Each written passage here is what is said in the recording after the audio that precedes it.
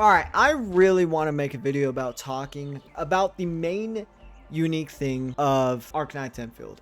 And what that is its building system. I think, personally, this is great. Of course, this is going to be hit or miss for a lot of people. But for people like me, I love this shit. I get a lot of my joy for building from like Ark, Minecraft back when I was just a little fetus. But I feel like what they've done in Arknights Enfield is actually really well done.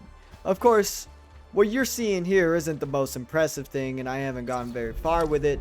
But the coolest thing about this is it can automate a lot of things, and you can do a lot of things, craft things that are really valuable to make. What you have here is these refining units. These things can turn ore into a bunch of other stuff.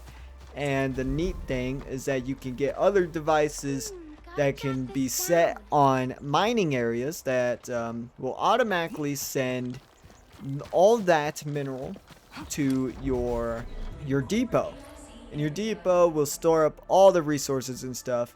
Of course, what you're seeing now is it's not really working because it's all clogged up because it's taking too many things at once too fast, and it can't work fast enough because there's a limit. There's max things, which I feel like should probably be the one thing that I would change, is to at least max out or up the limit of this shit, because I feel like it's more annoying than anything, to be honest.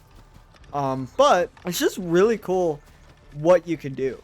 And not only that, typically with other gacha games, right, you grind and use the game's energy system to farm gears, right, or gear.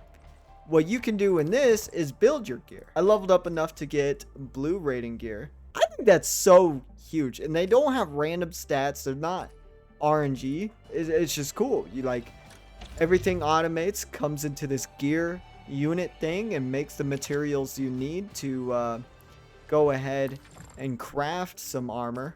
Of course, the higher tier you get, the more different resources you're gonna go need to find and mine. But you don't have to do all that manually when you can just set up some, rigs and shit to do that for you.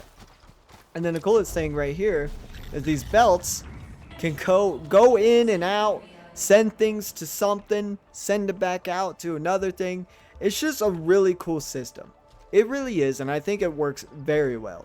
And the best thing about it too is that it's pretty easy to, of course, the hardest part is building it, like getting it all set up. That's going to be where you're going to have to be a mastermind. Maybe you don't have to be a mastermind too much, but as long as you understand and learn how everything works, which I don't think is that big of a problem, to be honest, because the game really does a really good job, at least I think so, on trying to teach you how everything works. So what you're seeing here is basically a whole tree of things that you can go and craft and use in the build. It's properly known as the AIC.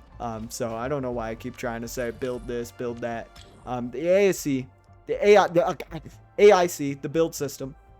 This tree, you can go to these things called VR simulation things. I don't think I have one near me, so I'm just gonna go mark one real quick. We'll go guide. All right, and I'll point one out. So basically, we'll go over here real quick.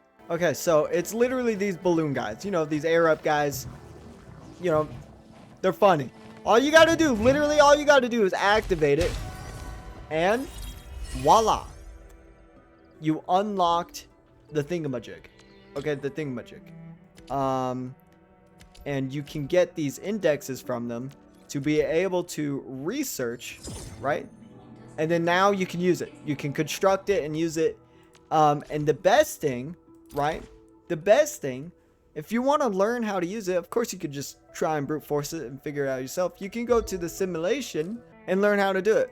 Of course, when you try and start a simulation, sometimes it's going to warn you of a previous sim that is associated with the thing that you got. So if you really wanted to, you can go ahead and learn how everything works, and it would be worth the while because you get gacha currency and XP out of it. So It's not like it would be a bad thing to go into these simulations and learn how, you know, a thing works.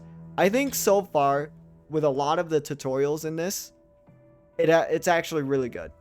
Of course, some things you might get confused on. I think the only thing I'd say I got confused on is the belt system, because my dumbass didn't realize the arrows, right? Because, you know, follow the arrows, it's going that way, okay? And then the arrows on the objects, there's an intake and outtake, or an input and output, I mean. My dumbass didn't really realize that.